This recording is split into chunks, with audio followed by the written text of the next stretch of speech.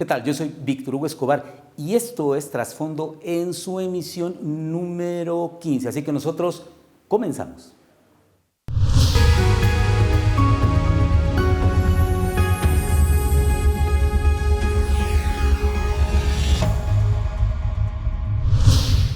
¿Qué vamos a tener este día en la emisión número 15 de Trasfondo, donde las ideas son las protagonistas? Fíjese usted, vamos a platicar en Indonimia con uno de los dos cronistas de la comunidad de Chipilo, esta sociedad, esta comunidad ítalo-mexicana que se asentó en Puebla y que ha desarrollado una cultura muy particular, su historia, sus tradiciones, el proceso histórico aquí en México, ¿cómo ha sido con ellos? Vamos a platicar aquí en el estudio con Arturo Berra Simone, que es uno de los dos cronistas de Chipilo. Hoy también tendremos en la entrevista desde España. Estamos en el mes de México. Poco mencionando a la gran Chabela Vargas, que decía que los mexicanos nacen donde se les da su gana. Bueno, pues Ray Luis es español, pero ama la cultura mexicana, es un gran tenor, ha participado en importantes realities en su país, es intérprete de mucha música y por supuesto de la música mexicana. Él es valenciano, así que vamos a irnos hasta Valencia, en España, en un momento con Ray Luis. Tenemos los datos de trasfondo, las minucias, los números, la numeralia, aquello que debemos saber para poder platicar y enriquecer nuestro intelecto.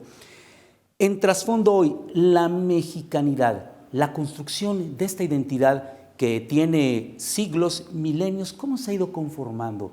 ¿Qué nos caracteriza? Somos más que el mariachi, sin duda alguna, somos más que el tequila, somos muchas cosas este gran país. Hoy platicaremos de ello y para cerrar en Mexicanos Ejemplares, tenemos una entrevista muy importante. Él es un productor cinematográfico, se llama Hugo Félix. Fíjese usted, su película Cygnus ha ganado muchos festivales por el mundo. Es una película de ciencia ficción que fue grabada una gran parte en el volcán Sierra Negra, en el estado de Puebla, en el Gran Telescopio Milimétrico, con esa escenografía y una trama muy interesante en el tema de la ciencia ficción, cine que ya no se producía en este país. Vamos a ir entonces a platicar con Hugo Félix en esta emisión, la número 15 de Trasfondo, Periodismo sin Fronteras. Así que nosotros comenzamos.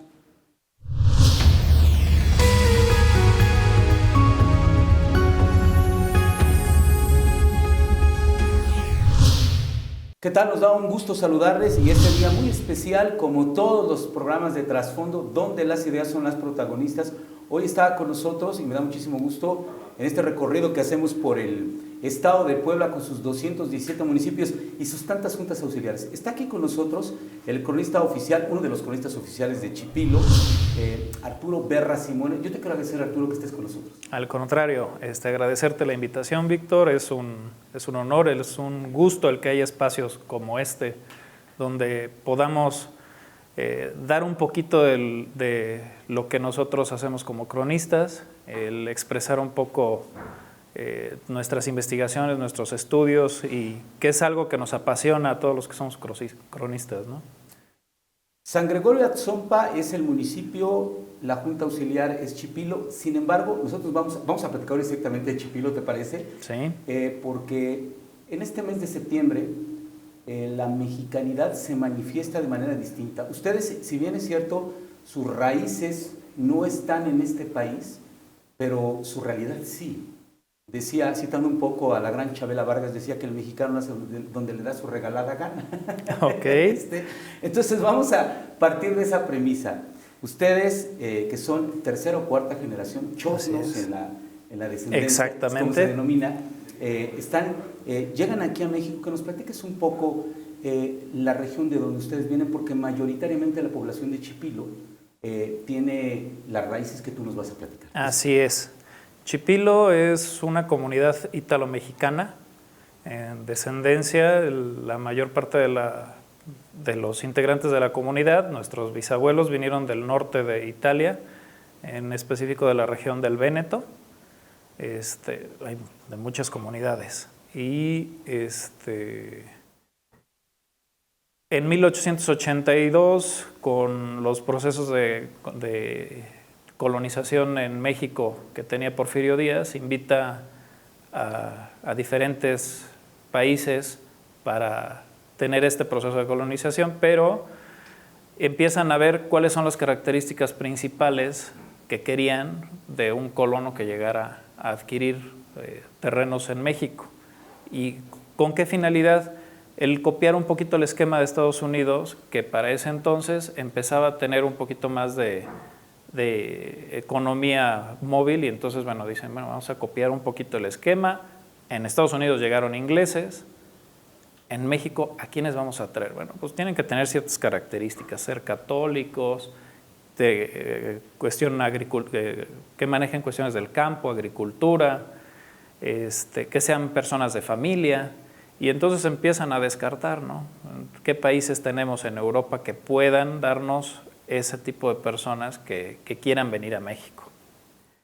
Y empiezan a descartar, bueno, España, pues no, acabamos de tener conflictos con España, bueno, no pueden ser españoles, ¿no? Sí. Bueno, franceses igual, no pueden ser franceses, y se empiezan a descartar, y bueno, pues Italia entra dentro del esquema donde pueden tener este tipo de relaciones, y el gobierno, desde muchos años antes, de 1860, incluso un poco antes, empieza con todos estos procesos de colonización. El Chipilo se funda con un grupo de colonos que llega a Veracruz el 29 de septiembre de 1882 y se traslada a Chipilo llegando el día 2 de octubre de 1882. En ese entonces no era Chipilo, era la colonia Fernández Leal, y se genera la fundación de esta colonia. ¿Cuántas personas llegan? ¿Cuántos inmigrantes italianos? ¿Hay un número? Sí, llegan alrededor de 560 personas aproximadamente, un total de 156 familias a fundar la colonia. Cuando ellos llegan, son 2 haciendas las que hay destinadas para la fundación de la colonia: la hacienda de San Diego Chipiloc y la hacienda de San Antonio Tenamastla, que suman un total de 1,069 hectáreas, las cuales reparten, se hacen los contratos de compra-venta con un plazo de 10 años bajo ciertos estatutos donde tanto el gobierno mexicano se compromete a ciertas cuestiones como la gente a pagar el precio de los terrenos. En la época en que nos estamos situando, hay un proceso en México, país en guerra siempre, México, muchos conflictos. Llega la revolución, ustedes, tus descendientes, ya están habitando y pues hay que tomar partido, ¿no? Me refiero a defender su tierra. Hay un dato que yo leía, me gustaría que nos platicaras un poquito de lo que ocurre cuando inicia la revolución en México, ¿no? Y qué es lo que pasa ahí en Chipilo. Bueno, para la época de la revolución, bueno, para Chipilo pues literalmente es un grupo de extranjeros, los vecinos de alrededor, los pueblos que están alrededor, pues dicen, estos son igual que los que queremos sacar, ¿no? O sea, no tienen que estar aquí. Entonces empiezan ciertos conflictos entre pobladores de otras zonas y la gente de Chipilo, aparte de ser zona de paso entre zapatistas de la región de Morelos, de Atlisco, y los carrancistas que estaban en Puebla, ¿no? Entonces, de repente llegaban los de Carranza y pasaban por Chipilo, ¿no? Y contaba mi abuela, que le contaba a su mamá, que llegaban los carrancistas y llegan los de Carranza. ¿Quiénes somos? Somos carrancistas todos, ¿no? Claro. Llegaban los de Zapata, pues somos todos zapatistas, ¿no? Con la finalidad de mantener. Con la finalidad de mantener, ¿no? Pero al final de cuentas llegaban y pues era comida, la cuestión de atender también a los que pasaban, ¿no? Así. Con la finalidad de mantener una cuestión tranquila. Esto pues sirvió los primeros años. En 1917 sí hay una batalla Hay un general Berra, ¿es descendiente Sí, tuyo? no es descendiente mío. Tenemos el apellido, pero no son de diferente familia. El general Giacomo Berra. Él recibe recibe la conmemoración como general por parte del gobierno de Puebla, por encabezar la batalla que hubo en 1917. Una batalla que duró 3 días, fue contra un grupo de guerrilleros que se decían ser zapatistas, comandados por Manuel Ubera. Y bueno, la batalla dura 3 días, no hay más que un deceso en el transcurso de la batalla por parte de gente de Chipilo, y bueno, y al final pues estas tropas se retiran. Ellos llegaban con la finalidad de despojar de las propiedades y sacar a la gente que estaba habitando esos terrenos. Hace un momento estamos platicando, previo a iniciar la entrevista, la oralidad, la lengua. En México hay 68 lenguas. En la Italia, recordar que también en esa época, cuando llegan los descendientes de ustedes, Italia no era concebida como el país que conocemos ahora, ¿no? Es un conjunto de reinos ahí. Entonces, por tanto, también existe incluso un número de lenguas determinados. Así es. ¿Cuál es el idioma que ustedes hablan? La lengua que nosotros hablamos es el dialecto véneto. Es una lengua que se habla en el norte de Italia, en la región de entre Treviso y Belluno. Y esta nace y es del latín, es gemela del latín, y es la que nosotros hablamos. Con las diferentes. Cultivándola? Sí. O sea, de generación en generación se sigue hablando, se sigue enseñando a los hijos. Es lengua madre, en la mayor parte de la mayoría de las familias es la lengua madre, es la primer lengua que se aprende, posteriormente se aprende el español. Mantienen con eso una identidad. Te quiero preguntar, en este mes de México, ustedes por supuesto que se sienten mexicanos, ¿no? Claro. Pero no olvidan esa raíz genética, ¿no? Al final de cuentas somos ítalo-mexicanos, y es algo muy curioso porque cuando uno va a Italia eres el mexicano, y cuando estás aquí eres el chipileño, que es italiano. Entonces en sí la identidad, no decimos, es que nuestra identidad no es ni mexicana ni italiana, nuestra identidad es chipileña. Construyeron una nueva identidad. Se construyó una identidad donde se mezclaron cuestiones de nuestra cultura italiana con todo lo del folclore y la maravillosa parte de la cultura mexicana, ¿no? Vamos a tener en el siguiente programa también a un invitado, un cronista de Chipilo. Yo creo que hablaremos de otra parte, pero sí me gustaría empezar contigo en antes de que el tiempo nos lo permita. ¿Cómo cambia la cultura productiva, la vocación productiva en la región? Coincido contigo con el tema de que Porfirio Díaz buscaba, entre otras culturas, que mejoró un poco la producción, ¿no? Sucedió en el norte con los menonitas, venidos principalmente de Alemania, ¿no? Hay otro grupo de italianos que están en Veracruz, ¿no? En San Rafael, me parece. Veracruz, las colonias a nivel nacional fueron bastantes. Nueva Italia.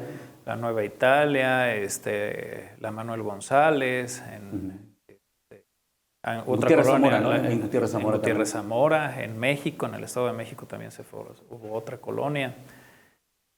Aquí prácticamente dentro del esquema el gobierno pues tenía algunas ideas de lo que quería lograr con las colonias. En el caso de la colonia Fernández Leal, Chipilo, el objetivo o la visión que tenía el gobierno es que fuera una colonia de producción de vino, de aceite de oliva y de gusano de seda. Ah, ya. Sí, y nada que ver, ustedes producen principalmente productos. A ver, cuando llegaron se hizo el intento, sembraron, por ejemplo, muchos árboles, muchas moreras para cultivar el gusano de seda, habían sembrado olivos, por ahí campos de viñas, sí. pero lógicamente no funcionó, no era ni el clima apropiado ni la zona. Entonces empieza la gente a ver de qué manera puede dar pues sustento a sus familias, claro, y soportar también los pagos que tenía que realizar para los terrenos, ¿no? Sí, porque los compraron. Al final de cuentas es una compra y pues había un compromiso de pago, ¿sale? Que era en un lapso de 10 años el que se tenía que liquidar esos terrenos. Entonces, bueno, empiezan a buscar otros medios y pues lógicamente por la zona, la siembra del maíz, del sorgo, del trigo, diferentes granos. Que es propio de la región, pero lo que potencia, es propio de la ¿no? región y empiezan a sembrarlo en volumen y a dar muy buenos resultados en estadísticas nacionales, ¿no? Posteriormente entra todo lo que es la producción de leche, empiezan a adquirir ganado, empiezan a producir leche y la venta de queso. Que es una de las tantas características, además de los muebles Así rústicos es. que ahora sabemos, ¿no? Que existe. Actualmente el mueble rústico y la cuestión gastronómica, que es muy importante, la cuestión el turismo gastronómico en Chipilo es muy importante. Bueno, pues el tiempo nos lleva siempre de la mano. Yo te quiero agradecer que estés aquí con nosotros. Esta es la casa de los cronistas, la casa de todos los mexicanos, de las ideas. No sé, que te quisieras despedir con algo que no te haya yo preguntado y que quisieras complementar en esta entrevista. Y por supuesto que te despidieras en tu lengua madre, ¿no? Para el público que conozcan que en Puebla tenemos esto, que aquí hay gente que tiene una cultura y siento muy orgulloso de ser pueblo mexicano. Bueno, pues antes que nada, pues agradecerte la invitación. Esto es un gusto el poder estar en este tipo de espacios. Invitarlos a Chipilo, a que nos conozcan, a que vayan a nuestros restaurantes, que conozcan nuestra comida, nuestra gastronomía, invitarlos al museo, tenemos ahí un museo, y bueno, pues que conozcan un poquito más de nuestra historia. Tante gracias a tutti per esta entrevista e avanti. Gracias. Bueno, nosotros vamos a corte y regresamos aquí en Trasfondo, donde las ideas son las protagonistas.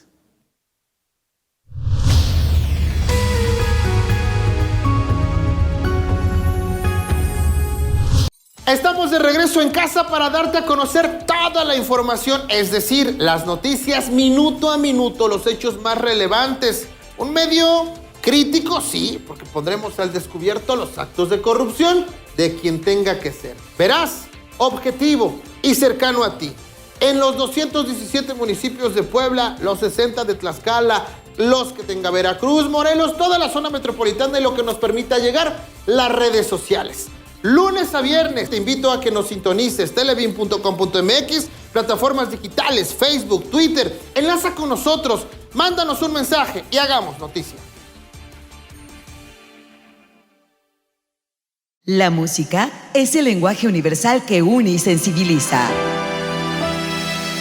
Este 22 de noviembre de 2023, Televin celebra a sus amigos músicos y te invita a ser parte de esta celebración. ¿Estás interesado? Comunícate con nosotros al 2215 97 75 99. 2215 97 75 99. Ven y festeja a los músicos con Televin.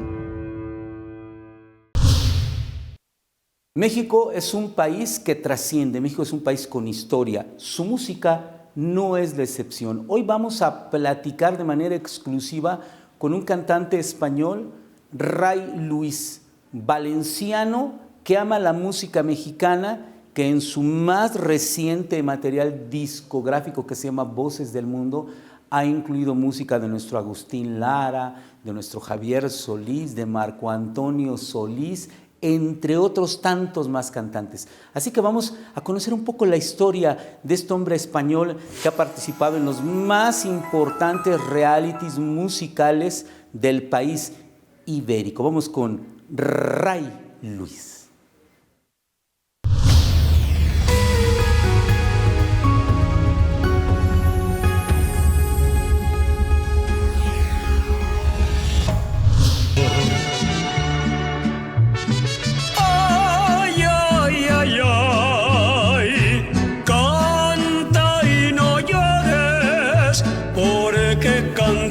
Se alegran, cielito lindo, los corazones.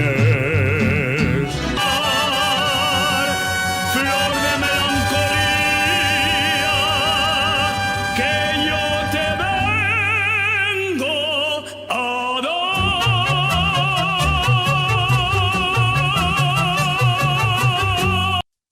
Agradecerte la entrevista allá en España y que nos cuentes algo de ti. ¿Quién es Ray Luis? ¿Dónde naces? ¿Dónde radicas con tu familia?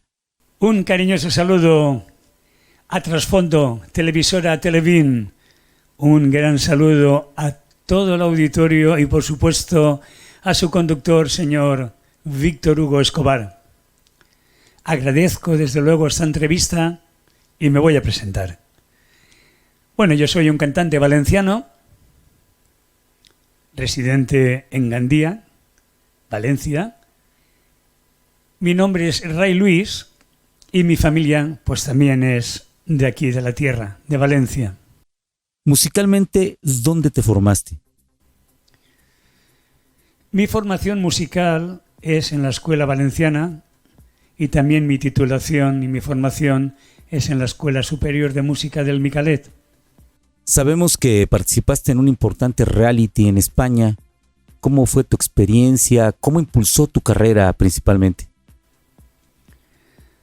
Durante mi historial musical he participado en diversos reality shows, pero el más importante fue el de La Voz Senior, donde fui seleccionado entre 36.000 personas y elegido en el asalto a la final con el equipo de David Bisbal.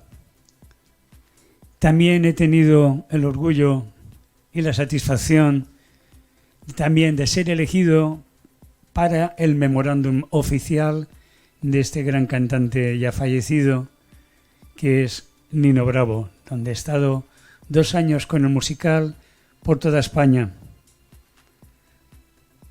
¿Qué podría decir? Pues diría que este gran concurso pues fue una gran motivación para mí. Fue un impulso para poder hacer lo que hoy en día llevo un proyecto que luego os comentaré, pero desgraciadamente pues entró la pandemia que todos sabemos y todo ello bloqueó alguna ocasión para tener una opción de la promoción. En tu repertorio incluyes música mexicana. ¿Cómo surge el gusto por ello? ¿Qué os diría de mi trayectoria musical también? Bueno, pues que en mi repertorio incluyo música mexicana, por supuesto. Todos sabemos que muchas composiciones, incluso clásicas, son de autores mexicanos como Agustín Lara. Yo llevo una selección muy bonita, llena de bellas canciones de autores y canciones mexicanas. Cuéntanos, Ray, ¿qué estás promoviendo actualmente? ¿Dónde te presentarás? ¿Cómo te podemos encontrar en las redes? Mi proyecto actual es una selección de las mejores canciones en lengua hispana. Las mejores, para mí, las mejores voces y canciones del mundo. Es decir, mi proyecto se llama así, Voces del Mundo, y todo ello conlleva pues a escoger muy minuciosamente los mejores temas y las mejores voces de todas las canciones que se han hecho en el mundo. ¿Cómo me podéis encontrar? ¿Cómo podéis establecer un contacto conmigo? Pues es muy fácil. A través de las redes sociales como Facebook, YouTube, Instagram. Me podéis buscar como Ray Luis, cantante, o también a Club de Fans de Ray Luis. Y para finalizar, ¿con qué quieres despedirte de esta entrevista? Si nos quieres cantar algo. Tengo que agradecer enormemente a toda la audiencia de Trasfondo y, por supuesto, a este gran locutor y conductor del programa que es el señor Víctor Hugo Escobar. Y ya para terminar, con todo dolor de corazón, porque soy un amante de todo lo que tenga que ver con México y Latinoamérica, me voy a despedir con una canción quizás un poco ranchera, quizás menos conocida, pero quiero dedicársela a toda la audiencia. El mes de septiembre es el Día de la Patria en México. Entonces, con todo cariño, esta canción de amor, pero ranchera, que se titula Prisionero de tus brazos. y con ella despido esta gran entrevista con todo mi agradecimiento desde aquí, desde Valencia, España. Un abrazo cordial para todos. Prisionero de tus brazos.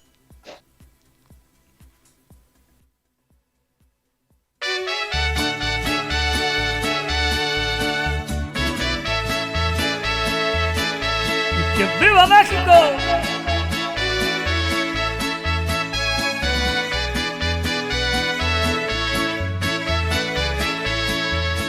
Si me matan o me muero de algo, dejaré una carta dirigida a ti. Pa' que sepas que aunque tarde mi alma, que jamás debiste tú dudar de mí. Si por algo me llevaran preso, te estaría adorando desde mi prisión. En mi celda escribiría tu nombre con la misma sangre de mi corazón.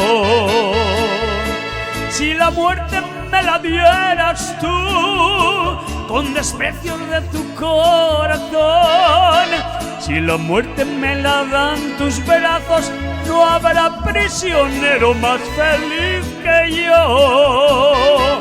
¡Ándale! ¡Ají!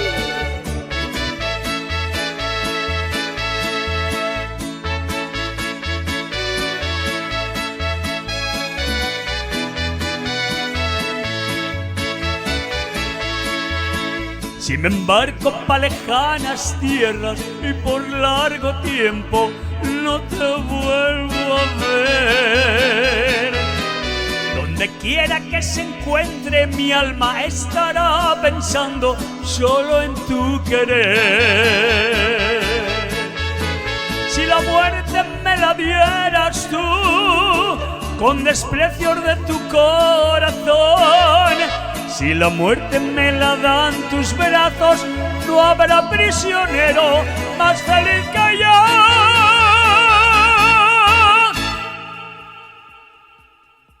Amigos, un abrazo muy grande. Gracias, gracias audiencia y gracias señor Víctor Hugo Escobar por esta magnífica entrevista. Os quiero. Besitos. Chao.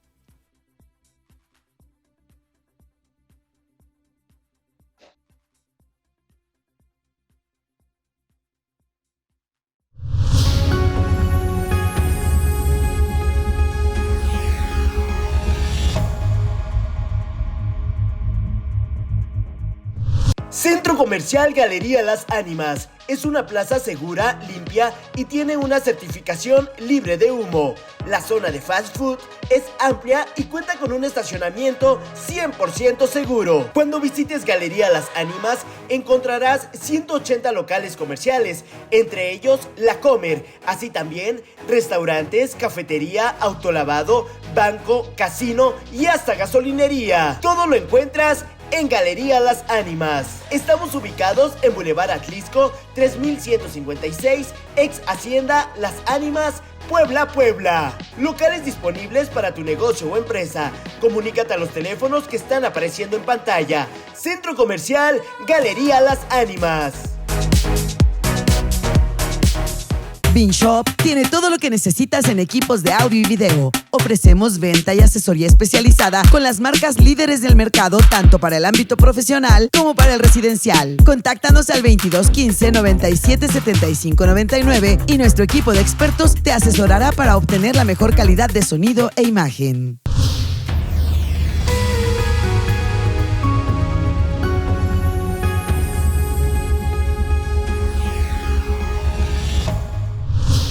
Y vamos ahora con los datos de trasfondo, minucias, particularidades, números, momentos, eso que debemos saber y que enriquece el intelecto. Vamos con los datos de trasfondo.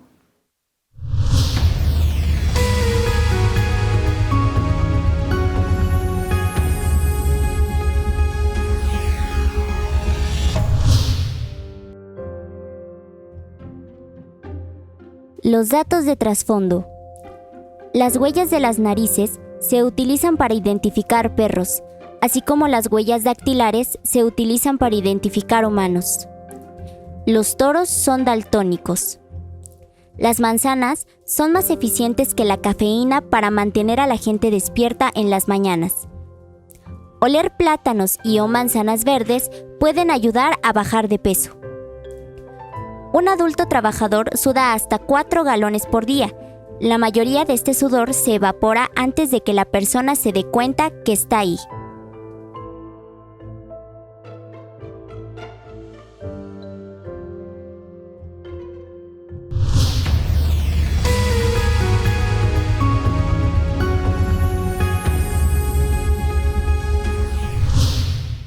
En trasfondo hoy un tema importante. Estamos en el mes patrio, la construcción de la identidad. Nosotros como mexicanos descendemos de una cultura madre, de una cultura prehispánica, llegaron inmigrantes, hemos construido este país mestizo, este crisol de identidades. ¿Qué somos? Somos más que el mariachi, somos más que el tequila, somos muchas cosas, este crisol de identidades. Vamos con este material muy interesante.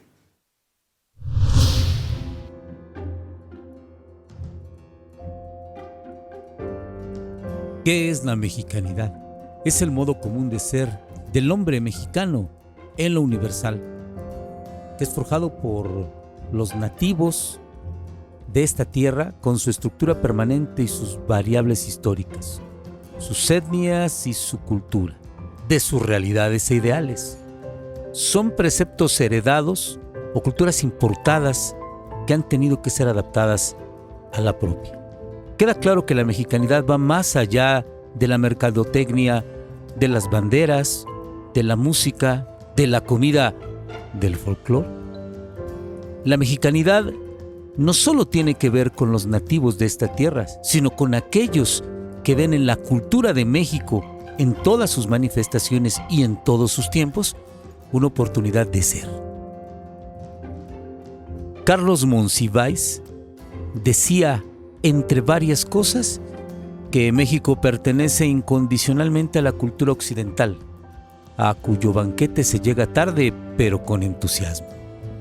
De existir la identidad nacional, es una gran síntesis de necesidades, de adaptación y sobrevivencia y, por tanto, algo siempre modificable, una identidad móvil, si esto es posible.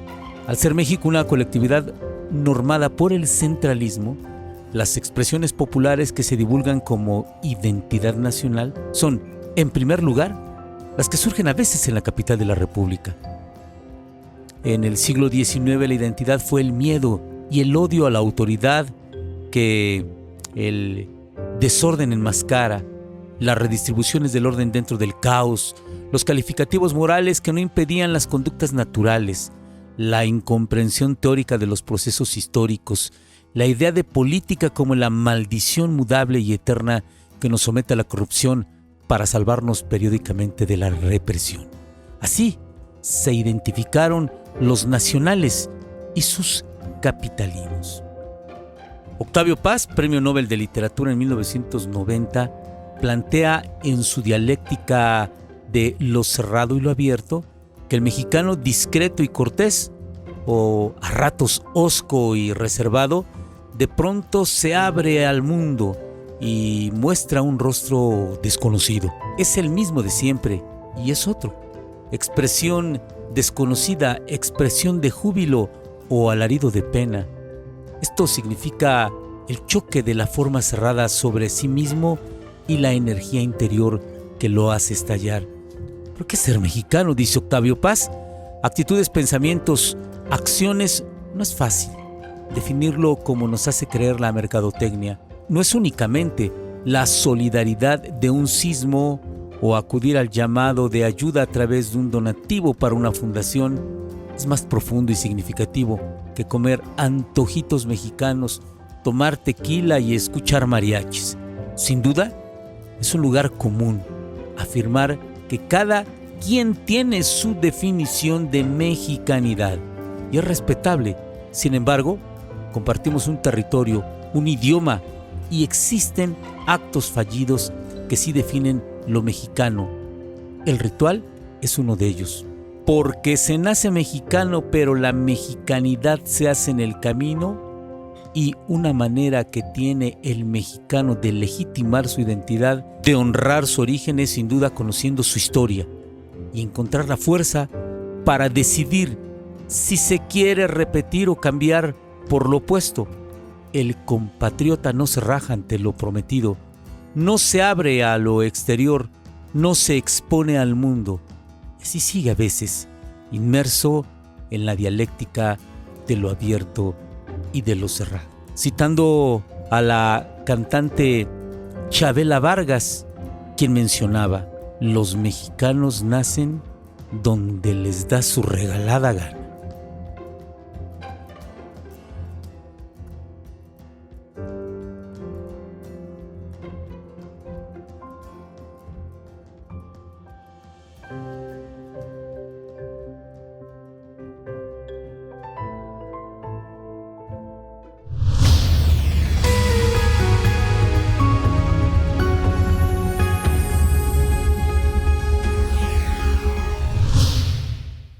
Vamos ahora con mexicanos ejemplares. En este espacio hemos tenido a un gran número de mexicanos que destacan en el ámbito deportivo, en el ámbito científico de la investigación. Hoy vamos a tener a un cineasta. Él es Hugo Félix, un productor, un guionista, un director de cine, orgulloso de ser mexicano, y que con su película Cygnus, que se grabó en una gran parte en el Gran Telescopio Milimétrico, esto en el volcán Sierra Negra, en el estado de Puebla, ha ganado muchos premios a nivel mundial. Una película de ciencia ficción, y vamos con él allá directamente en la Ciudad de México.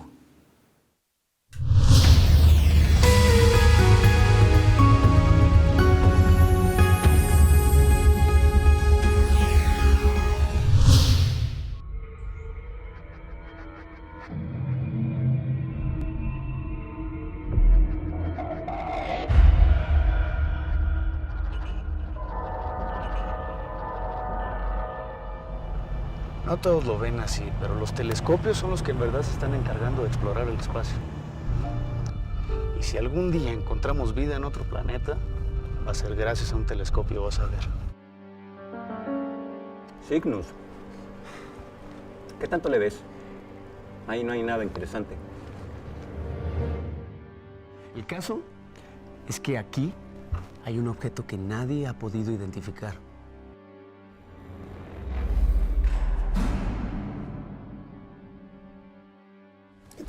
Agárralo. Suélteme. ¿Qué va a hacer? Suélteme.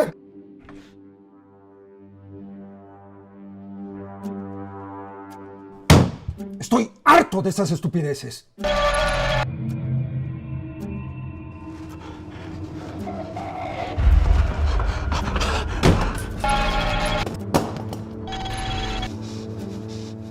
¿Por qué? ¿Por qué no quieres que vea hacia allá? ¿Qué hay en Cygnus?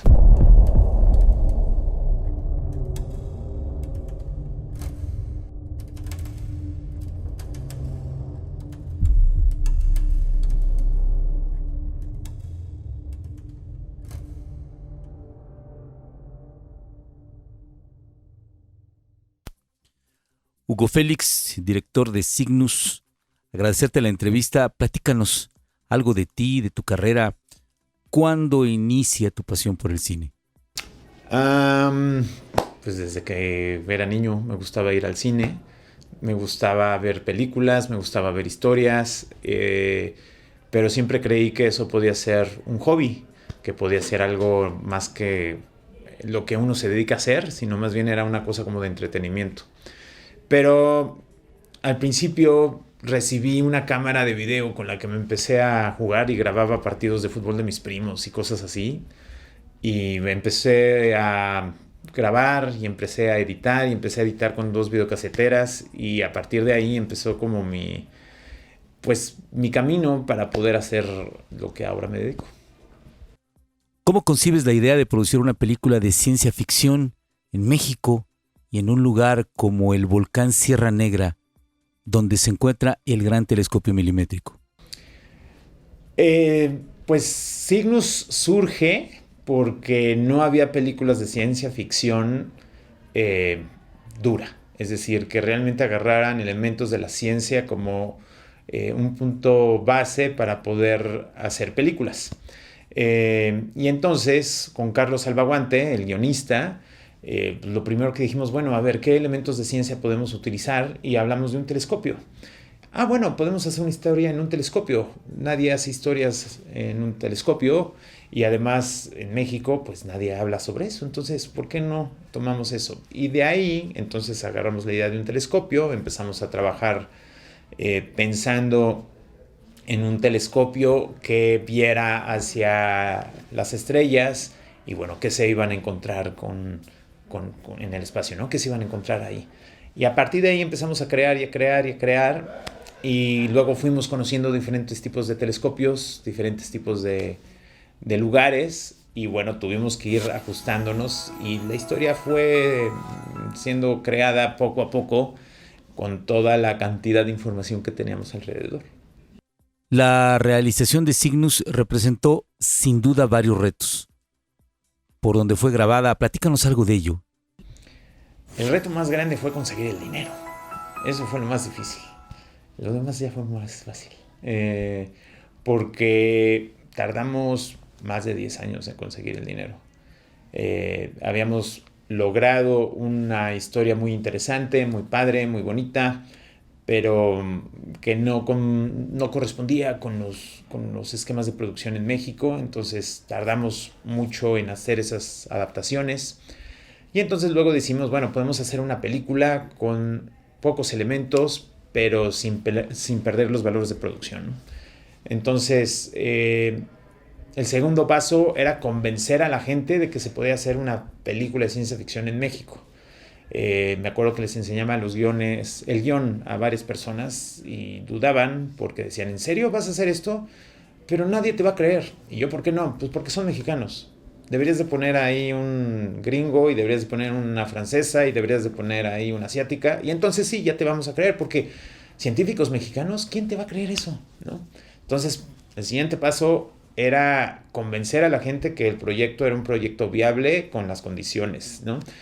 Si yo lo hacía como ellos me sugerían, pues iba a hacer una película de ciencia ficción más, pero a nosotros nos interesa hacer una ciencia ficción mexicana que parta de una voz distinta, ¿no? Que parta desde otro lugar. Y ya el tercer reto ya fue pues los retos normales de cualquier producción cinematográfica.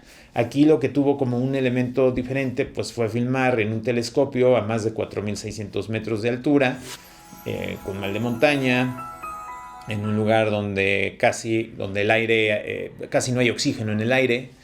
Entonces pues afecta, te sientes muy cansado, te da taquicardia, te pones muy irascible, los rayos ultravioletas son muy fuertes, el cambio, o sea, el clima es súper cambiante, cambia mucho, podemos estar platicando a 3 metros de distancia en unos minutos y eso de repente hay una nube enfrente de ti y eso te obliga a parar, volteas y no hay nada y a los 5 minutos está nevando.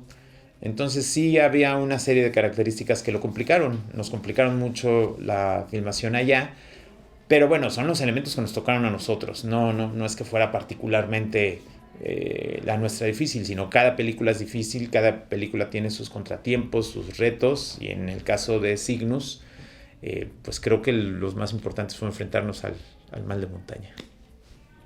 ¿Tú cómo ves al cine mexicano en este momento? ¿Qué has hecho en este tiempo luego de tu película que sigue en la carrera de Hugo Félix Mercado?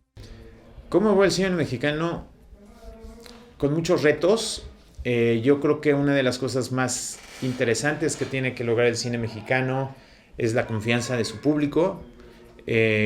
Hoy en día la gente prefiere ver cine mexicano desde sus casas, en las plataformas, en lugar de ir al cine a ver las películas, lo cual es algo que no es muy benéfico. Creo que hay que buscar la confianza de la gente. ¿Y cómo la podemos obtener? Pues a través de las historias que contamos, respetando al público, haciéndolo sentir más, haciéndolo sentir lo que es. No nada más darle películas, comedias románticas y melodramas, sino tratar de ampliar el abanico de posibilidades a hacer más cine. O sea, ¿qué sigue en mi carrera? Hacer más cine. O sea, sigo preparando proyectos, sigo buscando historias que contar, tanto de ciencia ficción como de otros géneros que tienen que ver con suspenso, con terror, con ciencia ficción también y con fantasía principalmente. Son como los géneros que a mí me interesa trabajar, pero siempre desde un enfoque mucho más terrenal. Es decir, no me interesa hacer historias con rayos láser. Me interesa hacer historias que partan sobre las necesidades de los personajes. Por último, ¿algo que quisieras agregar para el auditorio de Trasfondo? No, gracias. Agradeciendo a ustedes la invitación a esta plática, a esta conversación y pues con gusto de seguir participando. Gracias.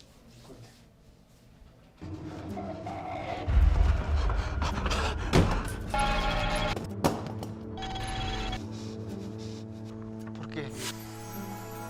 ¿Por qué no quieres que veas allá? ¿Qué hay en Cygnus?